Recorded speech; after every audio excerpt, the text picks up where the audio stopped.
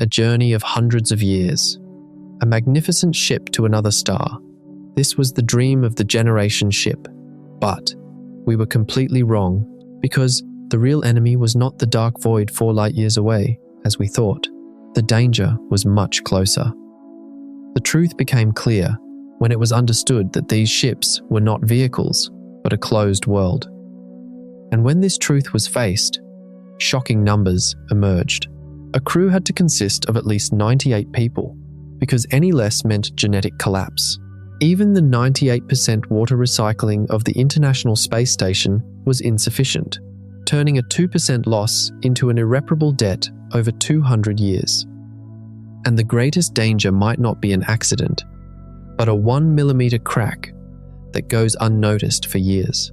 But the real shock was not this. The real question was this: was technical survival enough to truly live?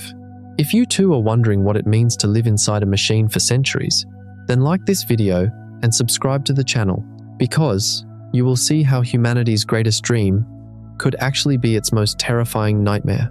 We begin. For years, we thought the greatest obstacle to reaching the stars was distance. Human life was short. Interstellar space was not. Therefore, if even the nearest star was too far to be reached in the lifetime of a single crew, the solution seemed simple: continuity. Let the journey outlast the people who began it. Parents would launch the ship, children would take over the journey, and their grandchildren would finish the work their ancestors started. This idea sounded almost modest. It required no wormhole at our command, no miracle engine that defied everything we knew about energy. It was enough to simply keep people alive long enough and let the calendar do what impossible propulsion systems could not. But this was only the picture from the outside, because the moment you stepped inside, you understood that the real problem was not the void outside, but the world within. The first and most jarring truth is this: a generation ship is not a vehicle in the way we are used to. It is an environment unto itself. You cannot think of it like a train or an ocean liner, because the moment you say that passengers will be born, live, and die on the ship, it ceases to be a transport from one place to another. It becomes the place where everything happens. This is where children learn what normal air smells like, what food tastes like, what night looks like. It is here they grasp what work means, what danger is, and what the future they are told is theirs is all about. This shift is vital, because distance is a problem that exists only outside the hull, but the real deep pressure lives inside the hull. In that moment, the ship ceases to be a long Noah's Ark, cleaving the darkness. A much more honest picture emerges: a town sealed inside a machine. A town with its classrooms, its clinics, its farms, its maintenance corridors, and its families, living with the consequences of an infrastructure from which they can never escape. This is the first and most fundamental conceptual revolution. The ship is not a vehicle, it is a world. This is why the second critical concept comes into play: bringing the planet inside. The Earth does a massive amount of work for us for free. It does it so quietly, we don't even notice it's working. Gravity holds the air above us. Oceans move heat. Soil stores water and nutrients. Air currents disperse waste. But the moment a generation ship sets off, it leaves this entire background behind. Everything that used to be a given around us now has to be provided by a system we built and keep running. This is why the ship cannot be understood as an upsized cabin filled with extra supplies. It must behave more like a designed biosphere: pressure, temperature, water quality, air chemistry, pollution control, storage, distribution, and waste management. They all have to work together every single day. NASA's own life support framework makes this very clear. The list does not describe a single miracle machine. It describes interconnected subsystems: carbon dioxide removal, oxygen generation, water recovery, urine stabilization, trace contaminant control. This shifts the mental picture from one shiny recycling device to a linked chain of obligations. A planet can absorb an inefficiency that a hull can never afford. But inside a hull, everything touches something else. A failure in one link of the chain rarely remains alone. But even this is not the most insidious enemy. The third, and perhaps most important concept, is time itself. On a short mission, life support feels like support. But on a generation ship, it becomes the main event. Because the meaning of time changes completely. On a station, a worn valve or a slightly fouled loop is a simple maintenance issue. But on a ship that must outlast the people who built it, that same flaw gains decades to hide, to drift, or to become the new normal. Small errors do not need to appear dramatic to become dangerous. A sensor that reads incorrectly might seem survivable for years. A temporary fix can become a habit over time. A system can continue to work well enough while silently drifting from the conditions it was designed for. The longer the mission, the more weight the ordinary things come to carry. This is why a generation ship is not primarily a test of endurance. It is a test of whether a society can notice the ordinary before the ordinary becomes lethal. Can it keep its maintenance standards honest? Can it preserve the memory of what normal operation used to look like? Can it keep teaching the next generation how to diagnose problems that are too rare to remember but too important to kill? These questions are not glamorous, but they are much closer to the truth than the dramatic picture of a single heroic launch. So, what do we have? A ship that is not a vehicle, but a world. A closed system that must artificially produce all the services of a planet within itself, and a relentless environment where time can turn the smallest flaw into a catastrophe over decades. When these three realities combine, it becomes clear that the real problem is not the distance to the stars. The ship does not fail because the universe is large. It fails first if the artificial world inside it cannot keep its own cycles alive, longer than the people who built it. But was engineering alone enough to keep this closed world afloat? Or did the real fragility lie not in the machines, but in the people themselves? Because when the mission is long enough, biology becomes an architecture. This is the fourth and most brutal concept. Population models make this devastatingly clear. Researchers like Frederick Marin and Camille Belufi do not approach a multi-generational journey as a cinematic dream. They treat it as a demographic and genetic system operating under assumptions. While their exact conclusions are not a blueprint for a real mission, their lessons are sharp. When the journey is long enough, topics like births, deaths, generational overlap, medical shocks, inbreeding pressure, and skill redundancy cease to be side issues. They become the main components of the system. Biology is no longer a detail. It is part of the ship's very architecture. This is why the fifth concept emerges: ecological debt. The ship launches, dependent on a future it has not yet earned. It sets out with a stored cushion it carries at the beginning, with the hope that it will replace it over time with recycling, repair, and ecological discipline. The ship begins its life surviving on its reserves of supplies, hardware, and knowledge. But the real long-term challenge is to prove it can convert those starting advantages into a stable, internal world, rather than slowly consuming them. This is the same way a household can look stable while living paycheck to paycheck. Daily life works. The room stays warm, water flows from the tap, meals arrive, but the system is carrying obligations against the future that it may or may not be able to meet. Ecological debt on a ship means small residual losses, a higher risk of contamination, a backlog of repairs, increasing inefficiency, and a growing reliance on parts or knowledge that are harder to replace than expected. None of this proves a generation ship is impossible, but it proves something more precise. A ship cannot be judged on whether it looks stable on a quiet day. It must be judged on whether it can keep paying the bills of the cycle for a very, very long time. But beyond all these technical and biological challenges lies perhaps the most fundamental and dangerous concept of all: legitimacy. The founding generation chooses the mission, Everyone who comes after them is born into the mission. This may sound obvious, but it is easy to miss its full weight. The builders can believe in a goal they will never see, because they took on that burden voluntarily. But their grandchildren do not make the same choice in the same way. They open their eyes inside a structure already filled with duties. This matters because legitimacy is not an ornament on a generation ship.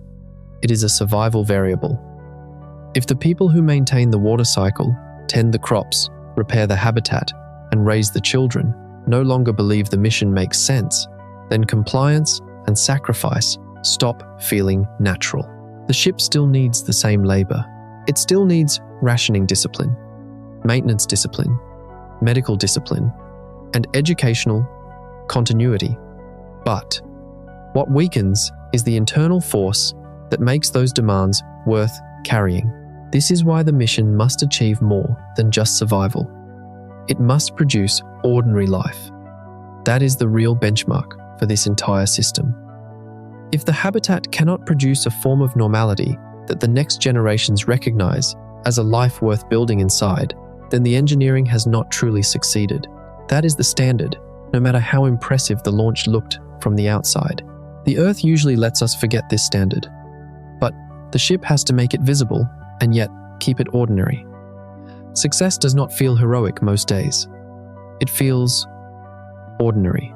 Ordinary air, ordinary water, ordinary meals, and ordinary confidence that the walls are still holding the world together. The ship wins if its most difficult achievements become the background of daily life for people who can no longer remember a planet doing these jobs for them. This is why distance ceases to be the only villain in the story. The stars are still far. Propulsion still matters. But the distance to the stars is meaningless if the ship cannot first keep this internal world, this artificial planet, this sealed town, alive and working. So, how would the two most basic needs of this miniature world, air and water, actually work in this closed loop? When real-world examples showed just how fragile these cycles are and how much they rely on human trust, the picture was about to become much clearer. And now comes the real shock, because when you begin to understand how the two most basic needs of this miniature world, air and water, actually work, everything changes. This is not some elegant trick about efficiency. This is the only way a closed world can survive without running itself dry. When people hear that a spacecraft recycles water, it sounds simple. Carry less, reuse more, save mass. But on a generation ship, that logic collapses. Recycling is no longer about efficiency. It is survival itself. The International Space Station gives us a useful reference point here, because the recycling systems there are real. They are hard-won and they are closely monitored. NASA now says water recovery rates on the station are approaching 98%. It is an impressive number. But the real lesson is not that recycling in space is solved. The real lesson is this: near 100%. Closure requires a huge amount of hardware, oversight, maintenance, and trust, even in low Earth orbit, where help is still relatively close. The station recovers water because water does not return to circulation on its own. It recovers it because engineers built a system of processes, filters, separators, lines, sensors, storage, testing, and replacement procedures that can turn dirty water back into safe use. But the real reason this system works is not the machines. This system works because a trained population notices small signs of trouble. It replaces components, it interprets data, and it keeps the whole cycle within limits. A generation ship would demand the same kind of competence, without resupply and without a ground crew that could send up fresh hardware after a bad spell. This is a near impossible expectation, because closing a loop does not remove fragility. It often distributes fragility to more places. The more completely you try to reuse matter, the more completely you become dependent on membranes staying clean, pumps staying aligned, purifiers staying effective, sensors staying honest, and maintenance.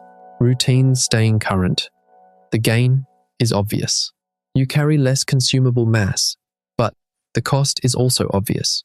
You shift more of the burden of survival onto machines that have to keep working, year after year.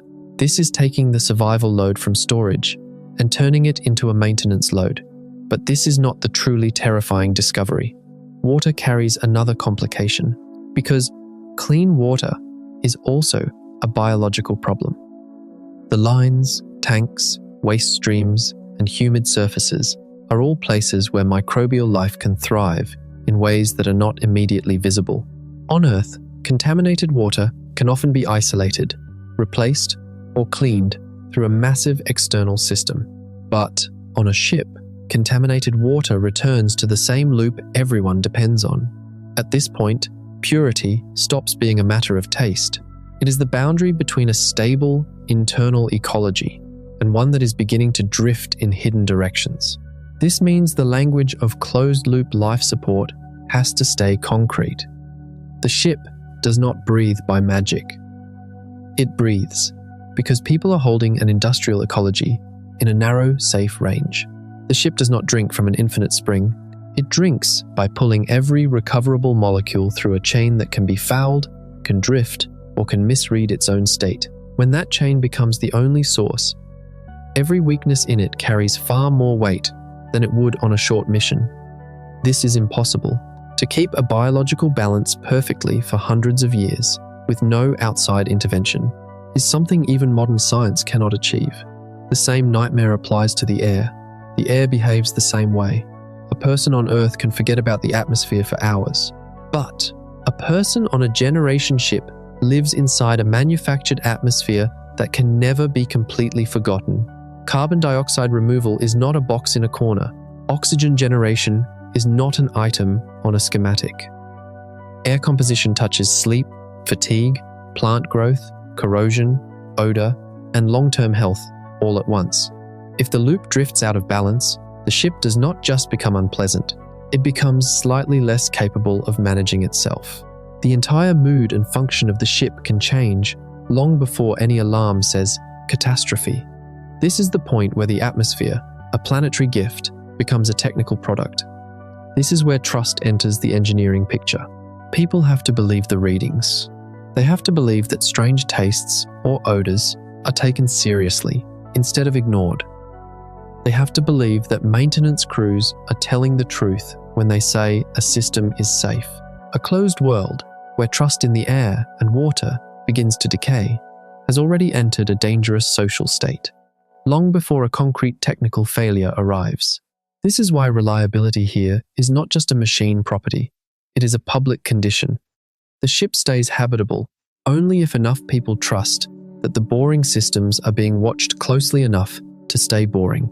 This is why, when we say air and water cycle, the real meaning is bigger than a diagram of tanks and pipes. The ship has to recirculate trust, too. But even if all these machines and biological balances worked perfectly, these systems depend on something else, a much more basic need. You cannot live by just breathing and drinking water. The ship must also keep an edible ecology stable, and that upends the entire equation once more, because agriculture is no longer a supply chain, it becomes another part of life support. It is easy to see food as a logistics problem. Carry enough calories. Keep them well preserved. Replace them with crops where you can. But on a generation ship, food would exist within the same closed world logic as air and water. The plants, nutrient cycles, waste recovery, light, humidity, and microbial control, they would all feed into one another. Agriculture would not be a scenic backdrop behind the real systems. It would be one of the real systems. ESA's Melissa project is useful here because it frames closure as a designed ecosystem. Waste becomes a feedstock for biological and chemical processes that help return water, oxygen, and edible biomass back into the loop. This does not mean a generation ship could just plant a garden and let nature take over. It means the ship would have to run an ecology under discipline. The more the plants, microbes, and bioreactors help, the more carefully their conditions must be managed. This changes what a crop failure means. But the real shock is not this. A failed harvest on Earth can be compensated for with trade, stockpiles, or imports from elsewhere. But on a ship, there is no elsewhere. A crop problem is not just about missing calories. It can mean stress on water demand. It can mean stress on nutrient recovery. It means extra labor diverted to stabilization. And it means pressure on morale. Because everyone knows the failure is inside the same walls they cannot leave. An agricultural section on a generation ship is like a part greenhouse, part chemical plant, part public safety system. This was not supposed to happen. A simple farm should not be at the center of so many critical systems. But there it was. And there was something else that made it worse. Microbes. A closed world relies on helpful microbial work in digestion, waste processing, fermentation, and soil or substrate health.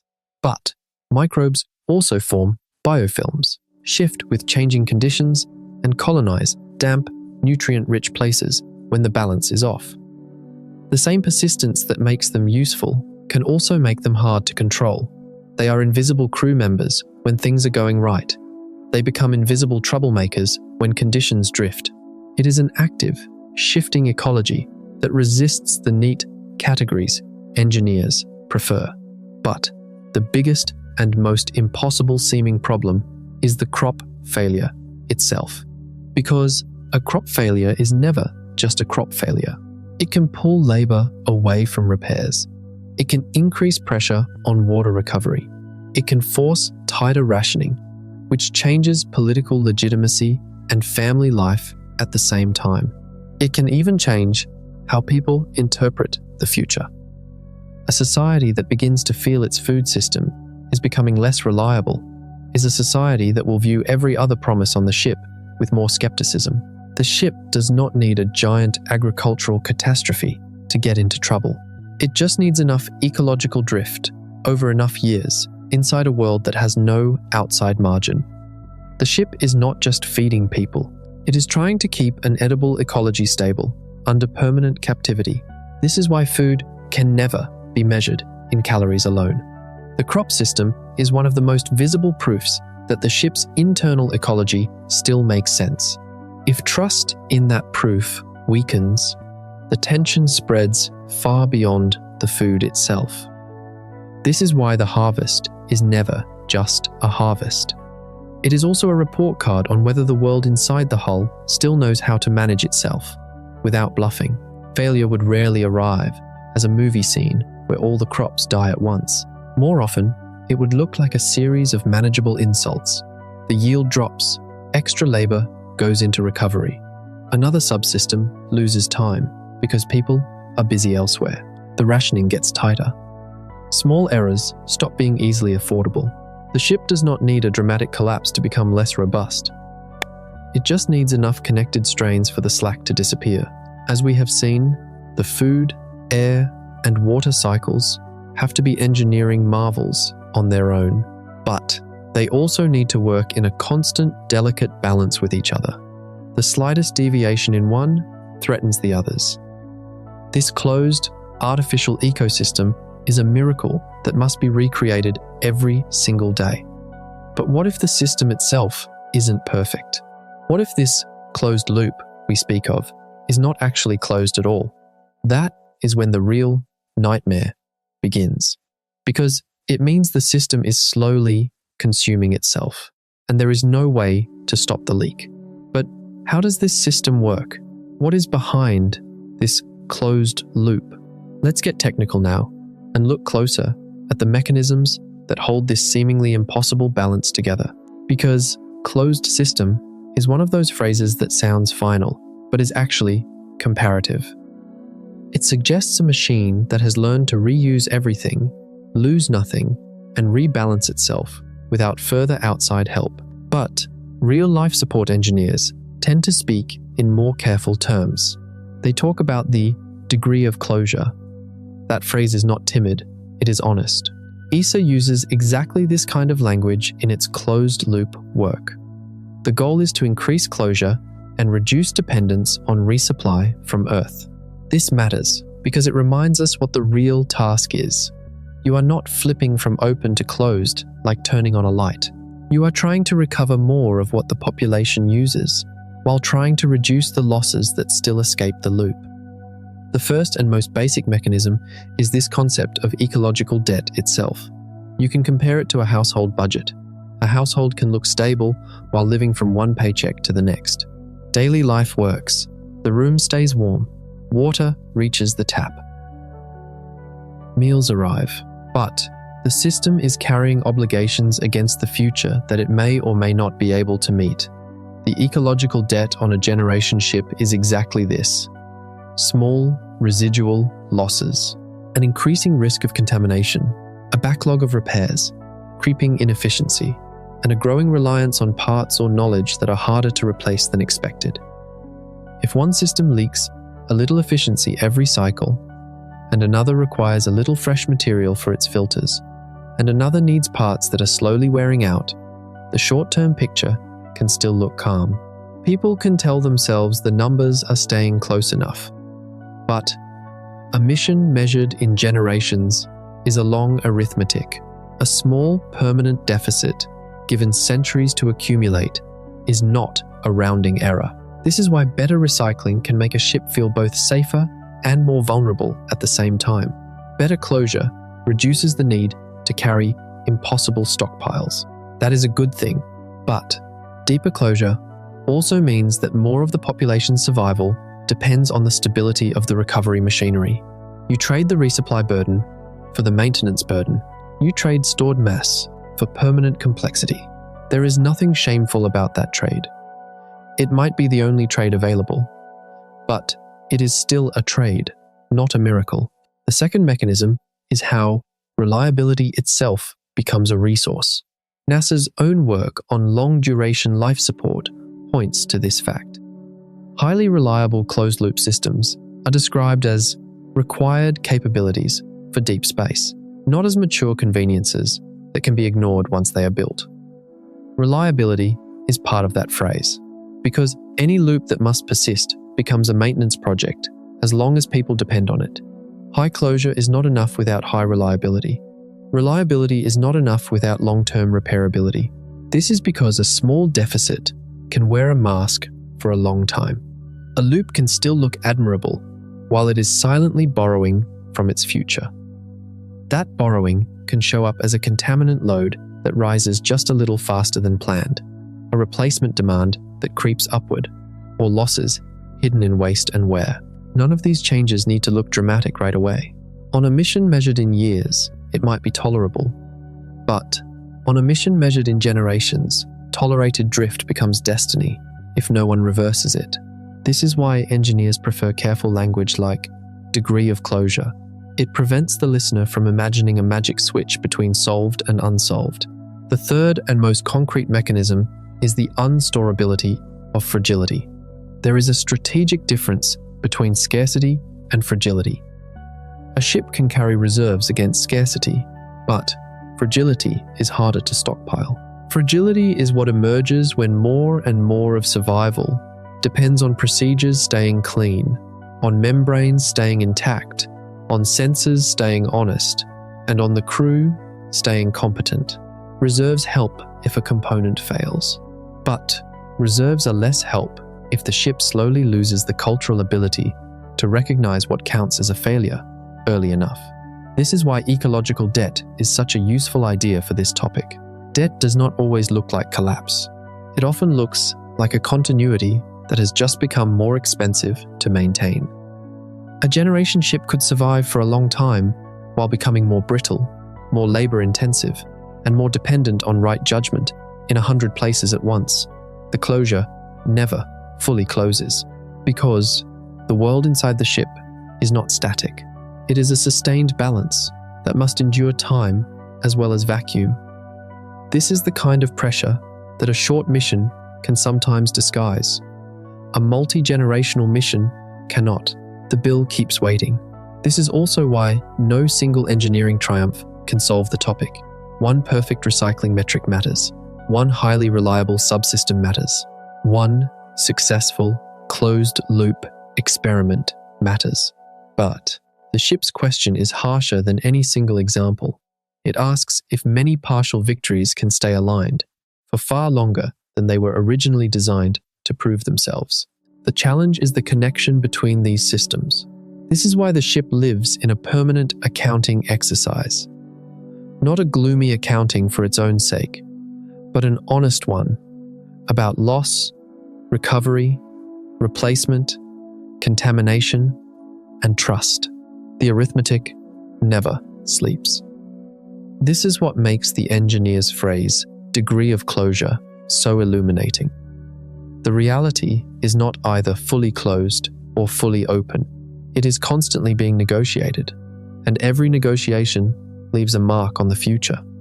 This makes patience a system requirement. A generation ship cannot afford to mistake a few quiet months for final proof that the loop no longer has any costs. The loop is always costing something. The real question is whether the ship can keep paying that cost without hiding it from itself. The closure stays healthy only if the population keeps noticing this hidden arithmetic before it becomes fate. But even achieving this internal balance is not enough, because the ship is running this fragile world inside a radiation field that does not care. And that adds a whole new layer of uncertainty to the equation. And that is why radiation enters the equation. Radiation is often introduced in space discussions as one of many hazards, a box to be checked, a shielding problem, a dose count to be managed. But on a generation ship, that framing is too small. Radiation would become a background condition of life for the entire mission. It would not arrive as a rare surprise. It would continue to silently load the body, the habitat design, and the biological future of the population.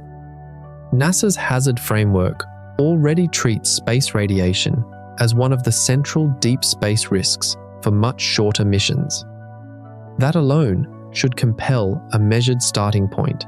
If dose accumulation is serious for astronauts traveling for months or years far beyond low Earth orbit, then a multi-generational mission cannot speak of radiation as if it was solved with thick walls and good intentions.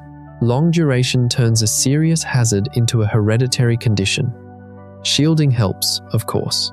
Water, structural mass, dedicated shielding layers, and clever layout can reduce exposure. But shielding is not a free protection. The mass must be launched or produced.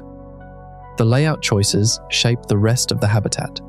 Heavier protection can compete with other mission demands, and any material chosen for shielding still has to be integrated into a ship that must rotate, repair itself, and remain structurally sound. Protection against one load can deepen another load elsewhere. But the most insidious mechanism radiation brings is biological uncertainty. You can think of it as a genetic roulette played over generations. Radiation is not just about the immediate health of one generation. It enters the story of tissue repair, cancer risk, reproductive health, mutational load, and the broad biological background against which a closed population is trying to stay stable. Marin's later work on genetic evolution in generation ships is valuable precisely because it forces this distinction. A crew can survive and still face a biological drift that becomes more serious when repeated over many generations under constant exposure. This does not mean people will turn into fiction. The danger is not movie mutation. The danger is accumulation inside a system that cannot easily expand its genetic base, cannot change its entire environment, or cannot pause the journey while a problem is studied from the outside. A generation ship passes down a biological legacy from parent to child, just as it passes down machinery and institutions. Radiation becomes part of that legacy, whether anyone wants it to or not. This is important because it sharpens the difference between alive and stable. A population can remain productive, can reproduce, and can manage its daily affairs, while the biological margin underneath that performance becomes thinner. Long-term risk is often like this. It can look functional today, while the future becomes less forgiving. This is exactly the kind of pressure that a generation ship would need to detect early, interpret honestly, and manage without panic. And this pressure triggers a third mechanism: institutional memory. Radiation feeds back into engineering. Extra shielding might require more mass. More mass affects propulsion and structural load. More complex protection might add maintenance and failure points. If the habitat relies on water as part of the shielding in some areas, then water management becomes linked to dose management. What seemed like separate design categories begin to lean on each other again. This is the recurring pattern of the whole topic. When one problem seems contained, it sends roots into the rest of the ship. Radiation is not just a medical issue. It is a population issue, a shielding issue, a mass issue, and a mission duration issue. Slower travel gives it more time to matter. A smaller population gives its effects fewer alternative pathways. Weaker institutions might mismanage the response. Nothing stays alone for long. This is why radiation does not issue a single, dramatic verdict. It issues a chronic bill. The ship keeps paying it in material planning, in biological attention, and in uncertainty. The longer the journey, the longer that bill can grow. And even if the ship handles this well, another silent load continues to accumulate at the same time. Every pump, seal, joint, and sensor is aging in place.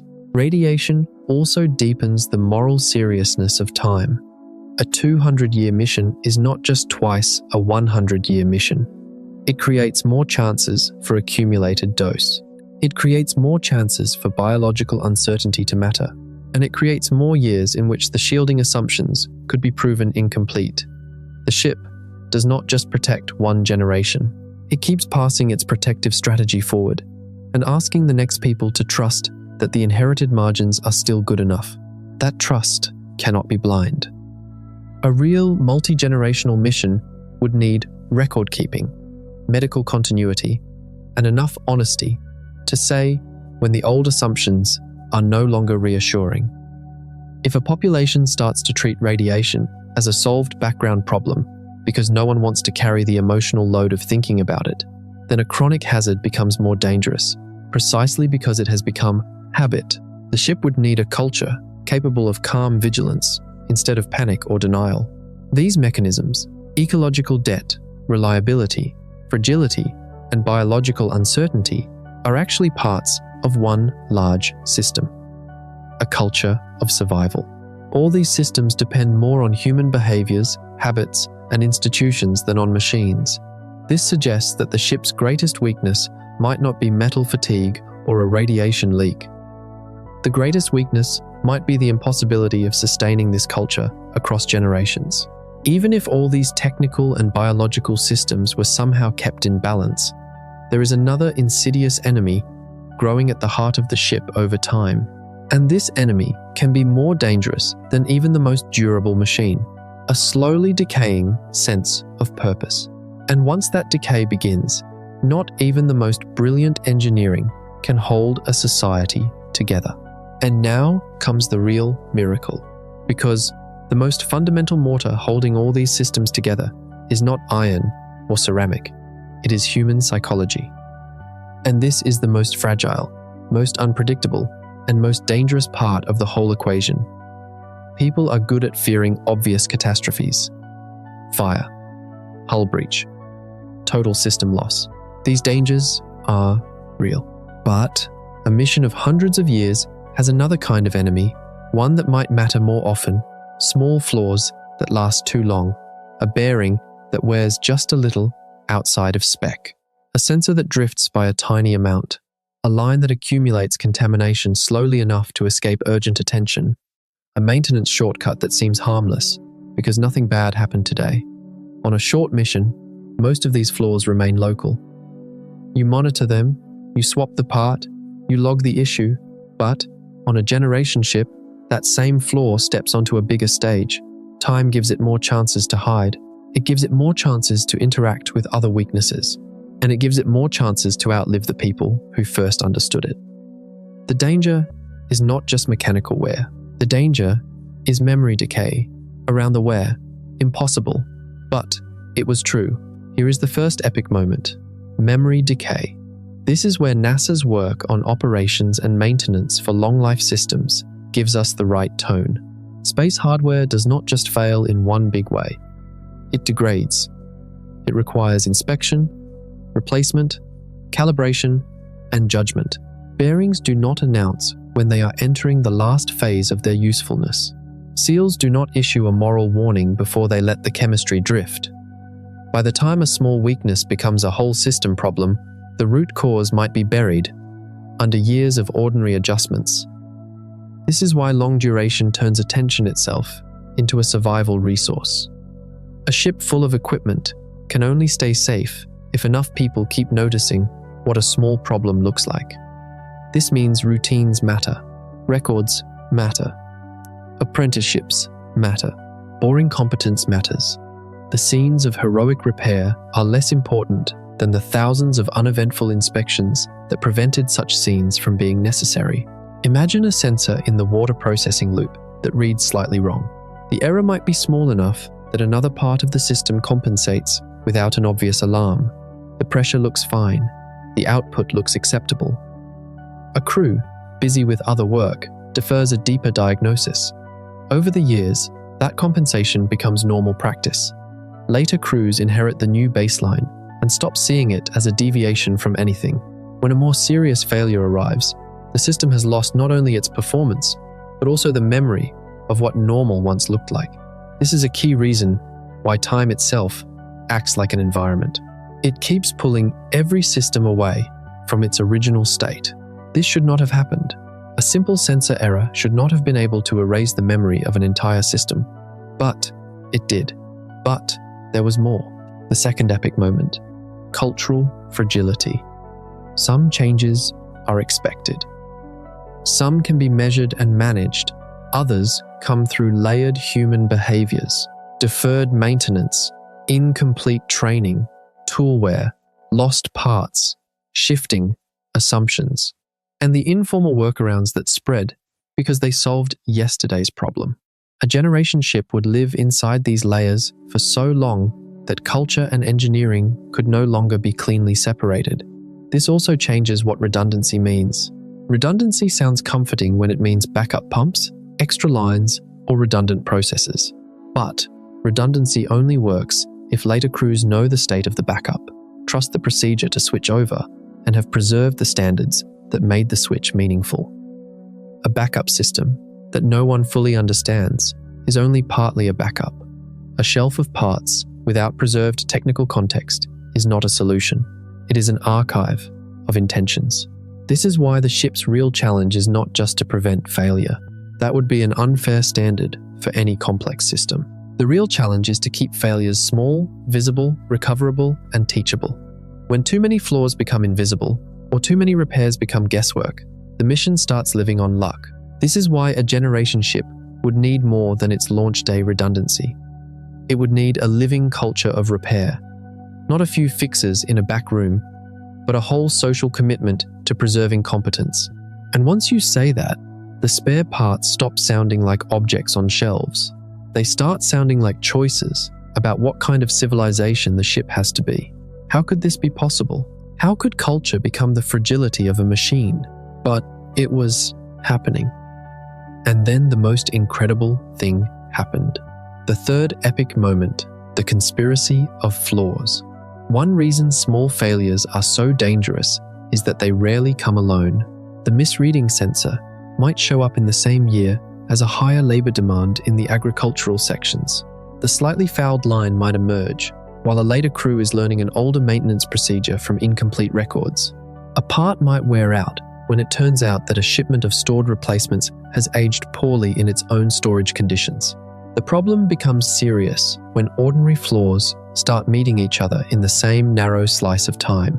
This is why procedures are so important. People often imagine procedure as the opposite of creativity. But in a world that must work for centuries, procedure is one of the ways that creativity survives contact with memory loss. Good procedures store the lessons of earlier failures. They do not have to be relearned by accident. They offer later crews a better starting point than guessing. They turn the ship's history into a usable caution, and yet, procedure alone is not enough. A crew could follow old instructions well and still face a problem that no previous generation had seen in exactly the same form. This means the ship would need judgment as much as obedience. It would need people who can recognize when a familiar routine is no longer describing an unfamiliar reality. It was an impossible combination. Disciplined continuity and flexible attention at the same time. No society had ever achieved it, but the ship had to. And now, the biggest shock. The fourth epic moment, normalizing decay. Time does not just wait next to small failures, it multiplies them. Time gives small problems more chances to interact, more chances to outlive their explanation, and more chances to be inherited as a background. The ship does not primarily need one heroic generation that fixes everything. It needs many ordinary generations that refuse to let the ordinary drift too far to be recovered. Think how different this is from most human repair habits on Earth. On Earth, a failing system can often be patched until an expert arrives. A new part is ordered, or a larger network absorbs the local weakness. But a generation ship has fewer places to hide its own carelessness. The deferred job does not drift out into a wider economy. It stays inside the same world, coming back to the same families. 1 year's unpaid bill becomes the next one's maintenance climate. This is why long-term reliability depends on emotional habits as much as technical ones. People have to resist the temptation to normalize small degradations just because the ship remains operational. They have to keep seeing ordinary warning signs as worth the effort of investigation. They have to keep the patience to do boring diagnosis before a larger failure creates a drama that cannot be ignored. A closed world lives or dies on whether its people can stay serious about things that still seem small. In this sense, time does not just wear on hardware, it wears on a population's standards. The ship would need institutions and education strong enough to keep those standards from becoming comforts. Once that erosion begins, each later generation inherits a slightly more fragile definition of what counts as acceptable. This is how small failures become a habitat-wide condition instead of a list of isolated events. And the most frightening part is how ordinary this erosion can feel from the inside. People rarely wake up and decide to make their world less reliable. More often, they inherit a slightly noisier baseline, a slightly older toolset, a slightly thinner maintenance margin, and a story about why the extra care can wait until later. If enough of these small, later moments accumulate, the ship starts to cross invisible thresholds that no one planned to cross. So, what happens when these invisible thresholds are crossed? What new dangers emerge when a society begins to buckle under the weight of its own created complexity? The answer was more terrifying than even the most robust steel, because the problem was no longer the machine, but civilization itself. And that is why the problem becomes civilization itself. Because any realistic generation ship would launch with spare parts, lots of them. The real question is whether that fact helps us or deceives us. A stockpile is reassuring because it makes the future feel countable. You imagine known failures, scheduled swaps, and a tidy inventory waiting to save the day. But the longer a mission, the more a stockpile becomes an argument with uncertainty. And now comes the first epic moment, the spare part illusion. NASA's work on in-space manufacturing helps explain why. It is one thing to have spare hardware for expected failures. It is another thing to face strange wear, novel fractures, material fatigue in combinations you did not predict, or a part that nominally exists in inventory but no longer fits the evolved state of the system around it. Centuries make room for strangeness. The launch day shelves cannot know every future problem shape that pushes the ship toward manufacturing. Not in the fantasy sense, where a machine prints whatever you want and the problem goes away. In the harder sense, where the ship must preserve enough material, tooling, design, standards, and training to to create reliable replacements for life-critical use. It is one thing to make a bracket for a wall panel. It is another to make a component that has to hold pressure, protect a seal, or preserve a medical process. How could this be possible? How could a shelf of spare parts be an illusion? Because certification becomes part of survival. A newly made part is not valuable because it exists. It is valuable because the population can trust what it will do under load over time and within the system around it. A bad replacement can be worse than a missing part if it fails after everyone has built new assumptions on top of it. The biggest shock. The fourth epic moment, normalizing decay. Time does not just wait next to small failures, it multiplies them. Time gives small problems more chances to interact, more chances to outlive their explanation, and more chances to be inherited as a background. The ship does not primarily need one heroic generation that fixes everything. It needs many ordinary generations that refuse to let the ordinary drift too far to be recovered. Think how different this is from most human repair habits on Earth. On Earth, a failing system can often be patched until an expert arrives. A new part is ordered, or a larger network absorbs the local weakness. But a generation ship has fewer places to hide its own carelessness. The deferred job does not drift out into a wider economy. It stays inside the same world, coming back to the same families. 1 year's unpaid bill becomes the next one's maintenance climate. This is why long-term reliability depends on emotional habits as much as technical ones. People have to resist the temptation to normalize small degradations just because the ship remains operational. They have to keep seeing ordinary warning signs as worth the effort of investigation. They have to keep the patience to do boring diagnosis before a larger failure creates a drama that cannot be ignored. A closed world lives or dies on whether its people can stay serious about things that still seem small. In this sense, time does not just wear on hardware, it wears on a population's standards. The ship would need institutions and education strong enough to keep those standards from becoming comforts. Once that erosion begins, each later generation inherits a slightly more fragile definition of what counts as acceptable. This is how small failures become a habitat-wide condition instead of a list of isolated events. And the most frightening part is how ordinary this erosion can feel from the inside. People rarely wake up and decide to make their world less reliable. More often, they inherit a slightly noisier baseline, a slightly older toolset, a slightly thinner maintenance margin, and a story about why the extra care can wait until later. If enough of these small, later moments accumulate, the ship starts to cross invisible thresholds that no one planned to cross. So, what happens when these invisible thresholds are crossed? What new dangers emerge when a society begins to buckle under the weight of its own created complexity? The answer was more terrifying than even the most robust steel, because the problem was no longer the machine, but civilization itself. And that is why the problem becomes civilization itself.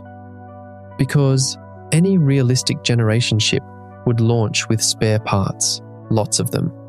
The real question is whether that fact helps us or deceives us. A stockpile is reassuring because it makes the future feel countable. You imagine known failures, scheduled swaps, and a tidy inventory waiting to save the day.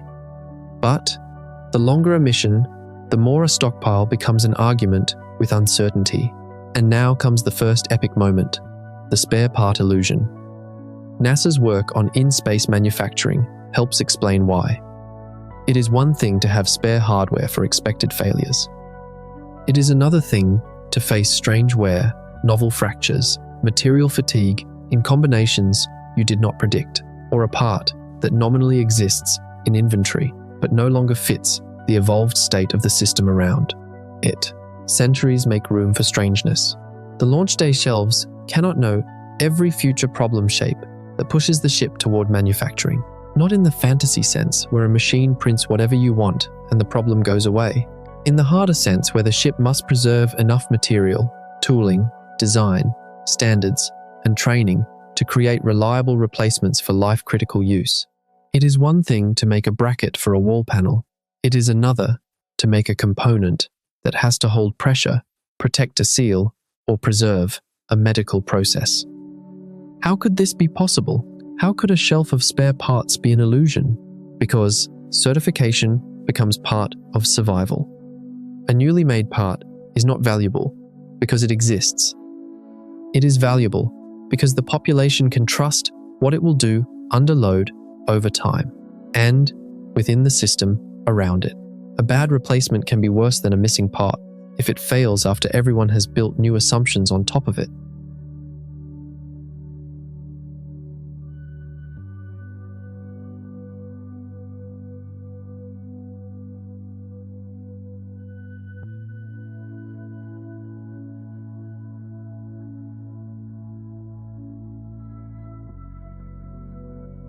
But there was more.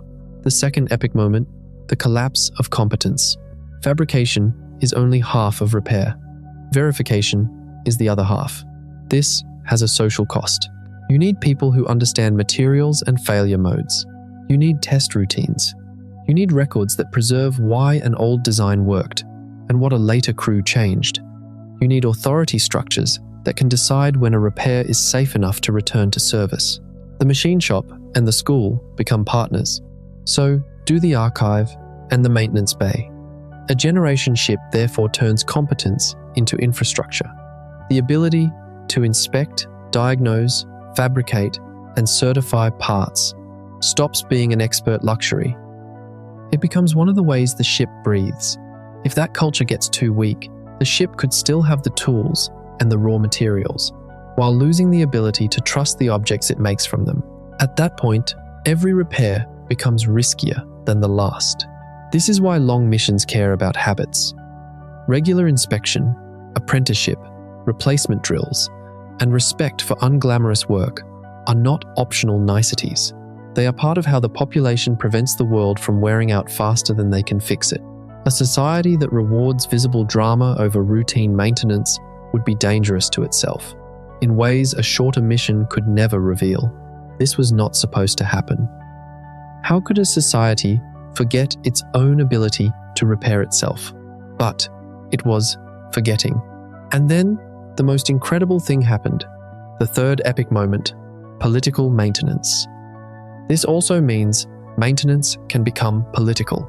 The resources spent on tools, inventory, training time, inspection hours, and quality checks are resources not spent elsewhere.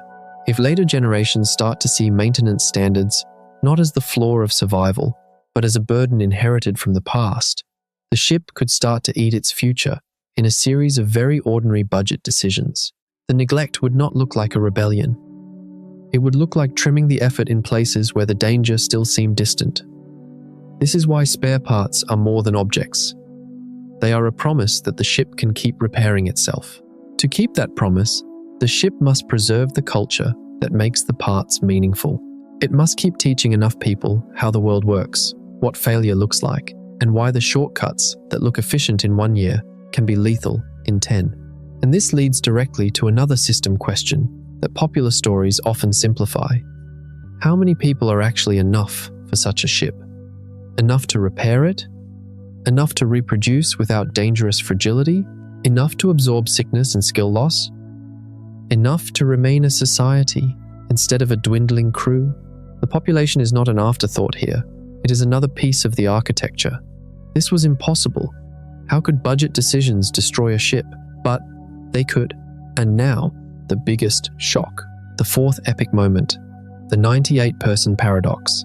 Small generation ship crews often look attractive in fiction because they feel efficient. Fewer mouths, less habitat volume, less water demand, fewer beds, fewer crops, fewer disagreements. But the same smallness that simplifies one set of engineering loads can create another set that is harder to forgive over time.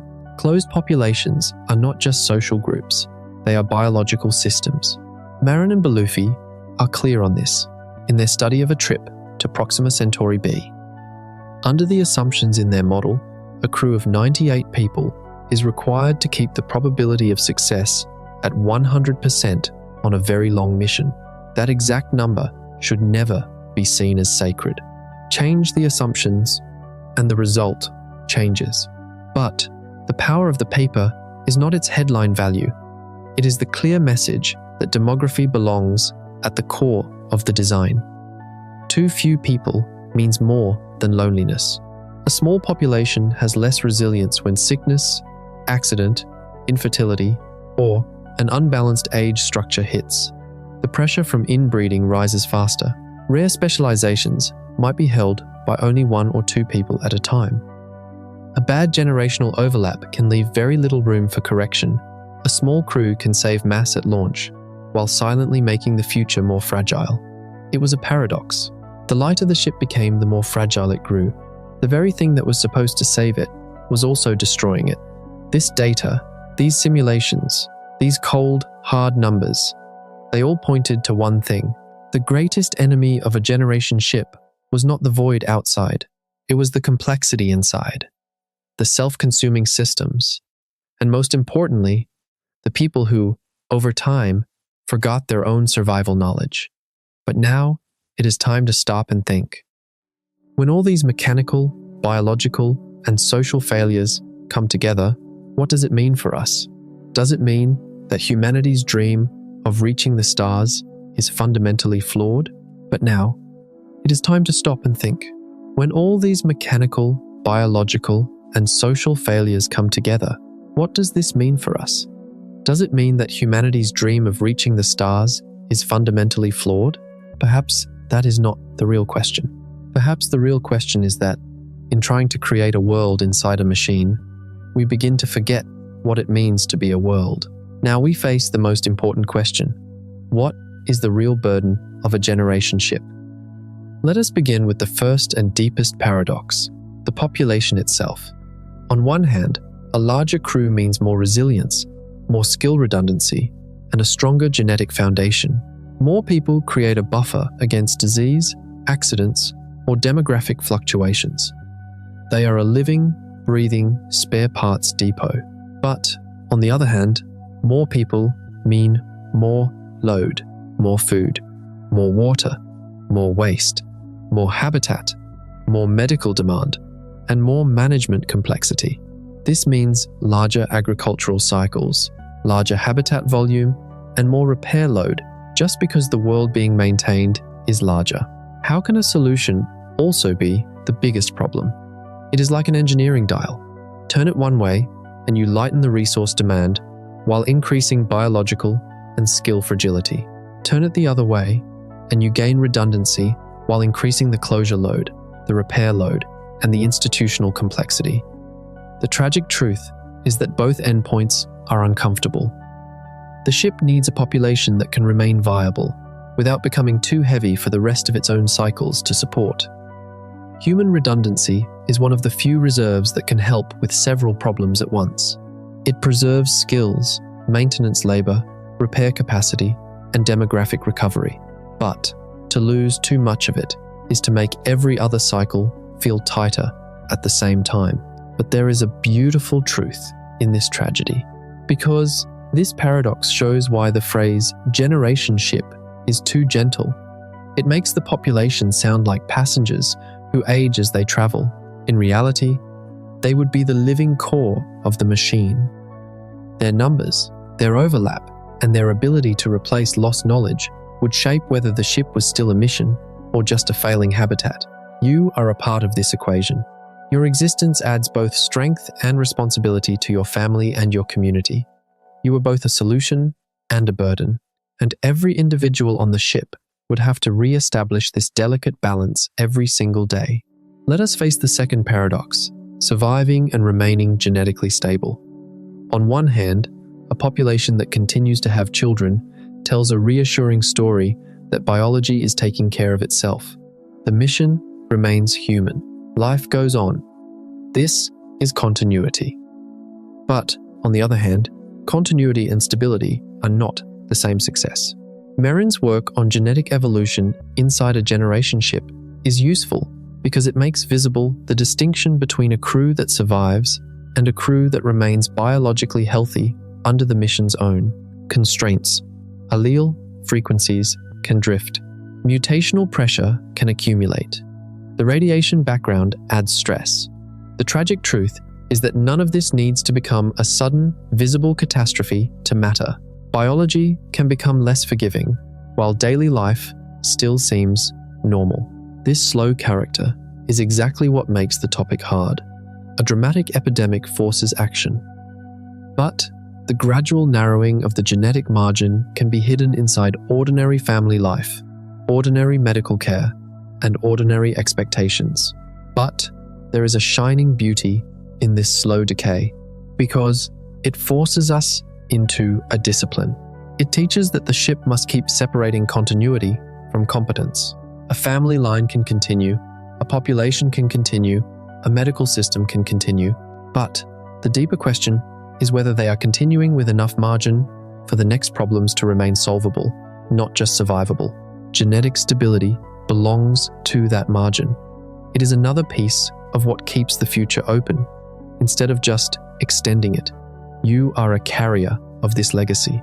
Each generation inherits from the last not just genes, but the potential and fragility carried within those genes. Your choices would shape the biological future of the generations after you. This would mean that every birth is not just a family event, but an investment in the future of an entire world. And now, we come to the most human paradox, the inherited mission. On one hand, there is the sacrifice and vision of the founding generation. They are the heroes who sacrifice everything for a future they will never see. This gives the mission a purpose and a legitimacy. Their passion is the fuel that starts this entire, incredible engineering marvel. But, on the other hand, there are the generations born into that mission. For them, this mission is not a choice, but an inheritance. They open their eyes inside a structure already filled with duties, rules, and expectations. The tragic truth is that this inheritance can feel like a cage. If the people who maintain the water cycle, tend the crops, repair the habitat, and raise the children no longer believe the mission makes sense, then compliance and sacrifice stop feeling natural. The danger is not just open rebellion. It would more likely arrive as a declining commitment, less care for maintenance standards, an unwillingness to accept deferred gratification, more friction around reproductive policy or labor allocation, and a tendency to use up stored reserves now and let a later generation solve the problem. But even in this tragedy, there is a beautiful truth about the resilience of the human spirit, because it shows why rituals, education, archives, and shared stories stop being soft concepts and become structural. A ship would need ways to keep telling later generations what the journey was for, what sacrifices protected what, and why the work of keeping the world alive is more than obedience to dead ancestors. The mission needs a language that can renew consent under conditions where formal consent in the original sense is impossible. You would be both the listener and the storyteller of this story. You would choose whether to believe the stories told to you, and you would choose what stories to tell your own children. This would mean that every generation must rediscover, re-own, and re-legitimize the mission. But all these internal paradoxes, all these delicate balances aside, there is also the ship's relationship with the outside world, or rather, its lack of a relationship. And that brings with it, perhaps, the greatest philosophical burden of all. And for that reason, the greatest philosophical burden emerges, the fine line between isolation and prison. On one hand, the ship is a sanctuary, a carefully managed refuge protected from the harshness of the void outside, from radiation, and from vacuum. It is a structure designed to keep humanity's most fragile form alive in the most hostile environment. But, on the other hand, this protection is also a prison. The same corridors, the same limited social space, no open frontier outside, no resetting by going home. End quote. Personal conflict, status pressure, boredom, grief, romance, family history, and private ambition all have to live inside the same walls as the repair jobs and the food cycles. How can a sanctuary also be a cage? The tragic truth lies in what NASA calls the hazard of confinement. This is not a fictional melodrama, it is a real psychology. This hazard already shapes behavior on much smaller scales. Now, extend that from months to lifetimes. There is no escape, there is no wider public, and there is no easy way to reject the inherited structure without also rejecting the environment that keeps everyone alive. But even in this dark picture, there is a beautiful truth about the adaptability of the human spirit. Because this situation does not guarantee collapse. Humans are adaptable, and communities always create meaning under difficult conditions. But a generation ship would be dependent on that meaning with an unusual intensity. If enough people start to see the mission as an inherited cage instead of a living project, then every other burden becomes harder to carry. You are inside this paradox. Your society, your culture, offers you both security and constraints. You too live in this delicate balance between freedom and belonging. But on the ship, this balance is on a knife's edge, and maintaining that balance is not just a psychological task. It is a vital survival mechanism. Let us face the second and perhaps most brutal paradox, the power and fragility of institutions. On one hand, institutions are the backbone of the mission. The mission cannot rely on the passion of the founders forever. It needs durable forms that can pass on knowledge, resolve conflicts, update rules, and preserve trust long after the original emotional fuel is gone. In other words, the ship must build a government that acts like part of life support. This does not mean every person on the ship has to feel inspired every day. No society works like that. It means the mission needs enough shared legitimacy that boring sacrifice still feels intelligible. But, on the other hand, these very institutions can become the greatest danger.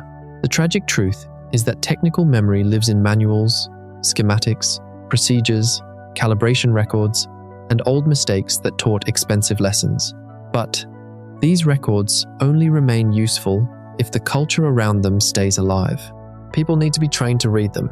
The language needs to remain stable enough to preserve meaning. The standards need to survive the normal human urge to simplify what has always seemed to work. Without this, the knowledge is not lost in a dramatic fire. It degrades into folklore. This is why the archive, the school, and the repair bay belong in the same sentence. But in the midst of this tragedy, there is a beautiful truth about how valuable continuity is. A failing institution could cause a still repairable ship to act as if it were irreparable, simply by losing the competence required to see what repairs are still possible. Too much rigidity carries its own risk. A mission whose rules can never change might preserve continuity for a while, and then lose its legitimacy when new conditions or new understandings emerge. But too much flexibility is also a risk. A world that rewrites its own survival standards too easily can melt away the discipline that keeps it alive. You live within institutions. You benefit from their protection and struggle with their flaws. You question why rules exist, but you also know what life would be like without the order those rules provide. On the ship, this is not an abstract political debate. It is a survival reality faced every single day. And now we come to the final paradox of this entire philosophical journey, the arrival itself. On one hand, arrival is the ultimate reward for all the sacrifice, all the struggle, and all the pain. The bright goal reached at the end of a journey of hundreds of years is the mission's reason for being: a new world, a new beginning, a hope for the continuation of humanity. But, on the other hand, arrival may be the mission's greatest test. A generation ship could survive for centuries and still lose the mission at the end. That sounds brutal, because it is. We tend to imagine survival as the main challenge and arrival as the prize. But arrival is its own technical and institutional threshold. The tragic truth is that reaching another star only matters if the ship can still act competently when it gets there. Think of what might have changed by then. The landing systems may have degraded. The assumptions about the destination may be old or wrong. the technical memory may exist in pieces instead of as a confident, practiced chain of expertise. But at the very heart of this tragedy lies the most beautiful proof of humanity's adaptability, because the population may know how to run the ship better than it knows how to execute the final operations that the original planners imagined. A ship could be very good at surviving and still be less ready for the transition than its builders expected. You have reached goals in your life, and you know that sometimes reaching the goal can be more confusing and challenging than the journey itself. You work for a goal for so long that when you reach it, you do not know what to do. The same could be true for the ship's population. They were masters of survival, but they were novices at settling a new world. All these paradoxes, that the population is both a burden and a solution, that genetic continuity does not mean stability, that institutions can be both saviors and destroyers, and that arrival is both the reward and the greatest danger. All of this leads us to one conclusion. The success of a generation ship does not depend on the power of its engines or the thickness of its hull. It depends on how honest, how disciplined, and how wise a society can remain turned inward on itself. But there is one more question. All these internal struggles, all these philosophical burdens aside, what if the ship arrives at its destination, and that destination is no longer what they expected? Or worse, what if that destination never existed at all? And now, we face a deeper question. What if the ship arrives at its destination, and that destination is no longer what they expected? This thought takes us to another place, perhaps the most challenging and most human layer of this entire journey. Because this is not just a hardware problem, this is a decision problem. Who will choose to stay in orbit? To land? To build slowly? Or to revise the mission objective entirely? How much authority does a later generation, under a different body of knowledge, owe to a launch plan written centuries before? This is why it is now time to ask the most internal question. Are surviving and succeeding the same thing? Let us begin with the first and sharpest paradox, the conflict between option and script. On one hand, a strict script, tight discipline, and clear rules are necessary for the mission's survival. This is the predictability that ensures survival. But, on the other hand, as the mission progresses, a rigid mission script can age poorly, because reality will not freeze itself to preserve old plans. The further the journey goes, the more likely it is that a necessary assumption has changed. The ship could arrive with people who are loyal to the mission, but who see its endpoint differently than the founders did. How can the very rigidity required for survival also be the greatest shackle preventing success? The tragic truth is that preserving room to adapt may therefore be as important as preserving the hardware that makes the journey possible. This creates another distinction we need, that survival and success are not the same thing. A ship that remains breathable, productive, and manageable has already done something astonishing. But it could still fail its original objective if the destination is unusable, if the landing phase goes wrong, or if the population no longer sees the inherited endpoint as worth the final risk. This is not nihilism. This is realism about what the mission is actually asking. But there is a beautiful glimmer of hope in this tragedy, because it shows that arrival should not be treated as the end of all system tests, but as another system test. The ship has to preserve enough technical range, enough institutional coherence, and enough trust to move from survival mode to engaging with a new environment. After centuries of closed-world discipline, that transition could be one of the hardest moments in the whole story. You make plans in your life, but you also know that life does not conform to those plans. Sometimes, the best plan is the one that can adapt to changing circumstances. The same could be true for the ship's population. Their greatest success would not be to follow the script blindly, but to have the wisdom to know when to rewrite it. Let us face the second and most ironic paradox: protection and identity. The better the ship is at protecting itself, the more its population can identify with the world they have built inside it. This is a success.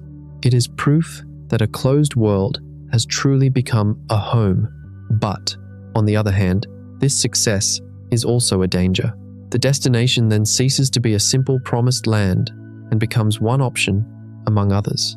It is weighed against the only stable home any living human has ever known. How can success threaten the mission itself?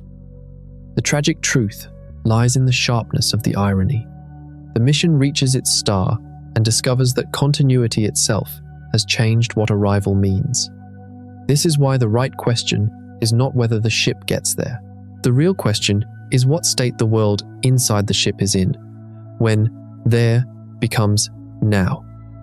A tired population with weakened tools and poor trust has crossed the distance but not the finish line. A robust population, however, might still decide that the best use of its survival is not the final act their ancestors wrote. But there is a beautiful truth in this tragedy about how powerful human identity is, because it shows how endurance changes values. A population that has spent its entire history in a stable, closed world might judge risk differently than the founders who dreamed of another star from a living planet. For the founders, arrival might have seemed like the point of all the sacrifice. But for their descendants, the ship itself might feel like the only known home, and the destination, a new uncertainty being imposed on a functioning society. You change in your life.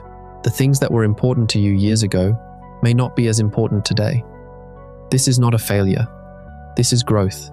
The ship's population could also grow, and that growth could put them on a different path than their ancestors imagined. And now, we come to the most practical paradox: habit and adaptation. On one hand, the population can become excellent at maintenance, recycling, and self-preservation over centuries. These habits are the muscle memory that keeps them alive. They are the routines repeated every day, every week, every year that hold the world together. But, on the other hand, the final operations, like landing, surface construction, or adaptation to a new gravity well, are often the least routine operations. How can excellence also be a weakness? The tragic truth is that the habits that keep the ship alive may not perfectly overlap with the habits needed for a risky arrival sequence. Success in one phase can therefore leave the next phase oddly unpracticed. The destination itself may also refuse to honor the original dream. The data might be incomplete. The conditions might be different than expected. A world that looked promising from interstellar distance might demand more risk than a later generation is willing to accept. But even in this tragedy, there is a beautiful truth hidden about humanity's capacity to learn, because this makes the endpoint not just a technical question, but a question of consent. Does the living population, now that the abstract target has become a real place with real unknowns, still agree that the inherited goal is worth the cost of transition? Arrival can therefore still fail, even after almost everything else has succeeded. This is not a contradiction. It is another reminder that the mission is not a clean line drawn from launch to destination. It is a chain of different burdens, and the last burden may ask a surviving world to reinvent itself one final time under the weight of all the years that came before it. You have experienced great changes in your life, and every great change required you to unlearn old habits and learn new ones. It is difficult, but it also makes you stronger. The ship's population would have to face this final test. Could they unlearn the habits that kept them alive for centuries and learn what was needed to survive in a whole new world? All this philosophical weight, all these paradoxes, bring us back to a single thought: speed, propulsion systems, engines.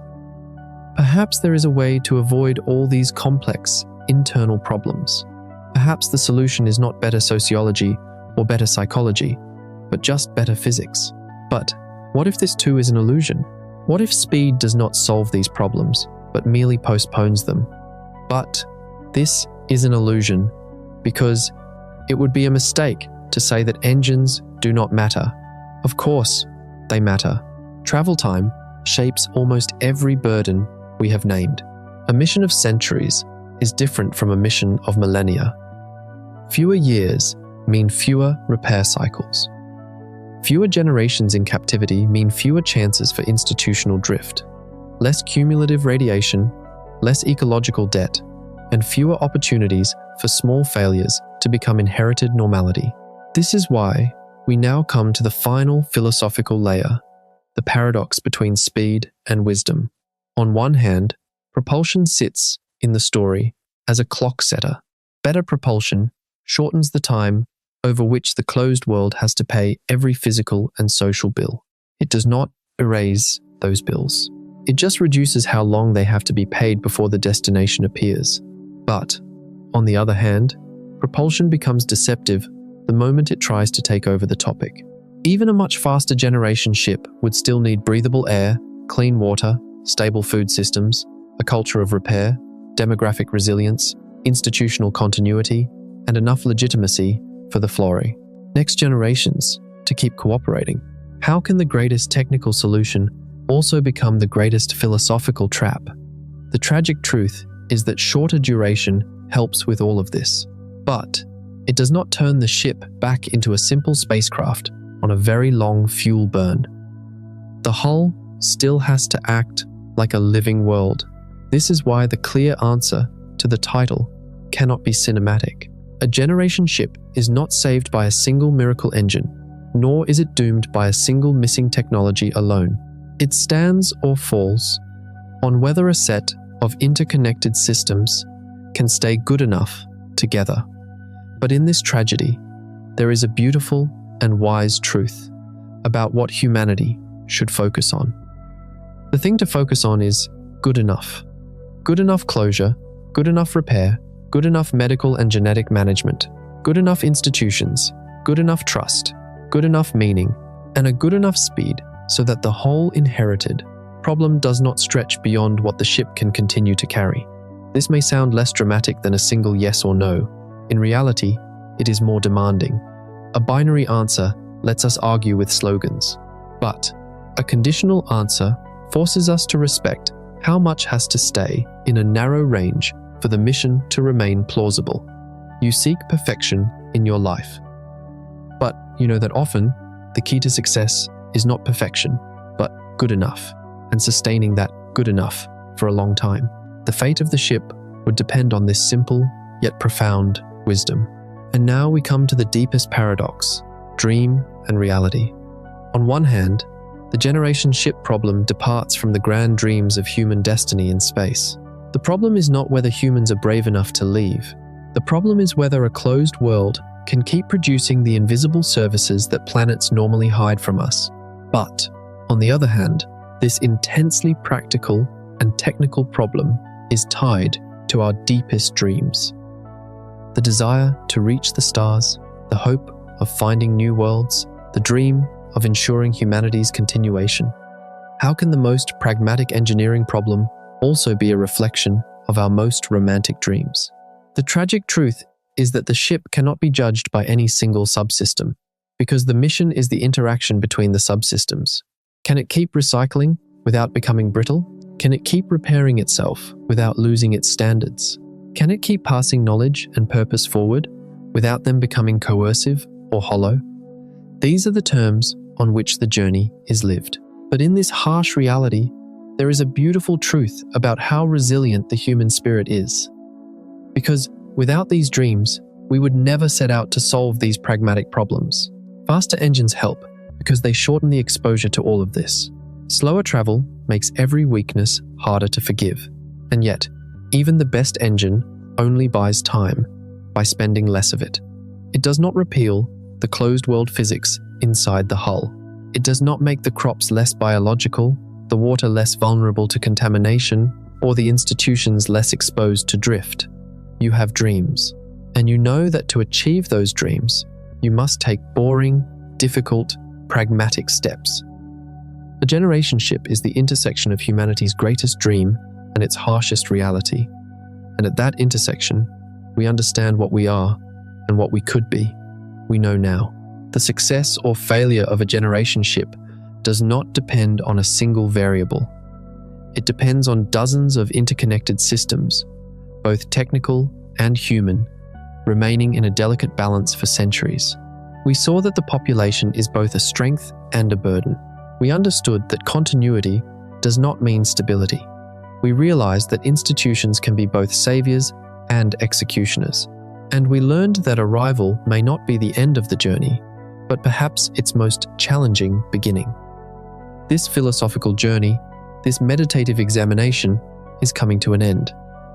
And now, with all this knowledge, it is time to return to that simple question we asked at the very beginning.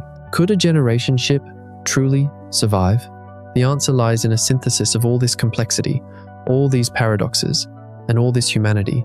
In this video, we saw that the hardest part of reaching the stars is not the distance, but the world inside. But there is something I did not tell you. What if we could eliminate that distance entirely? Warp drives, wormholes, bending spacetime. This is no longer science fiction. In our next journey, we go beyond the speed of light. Are you ready to break the rules of the universe?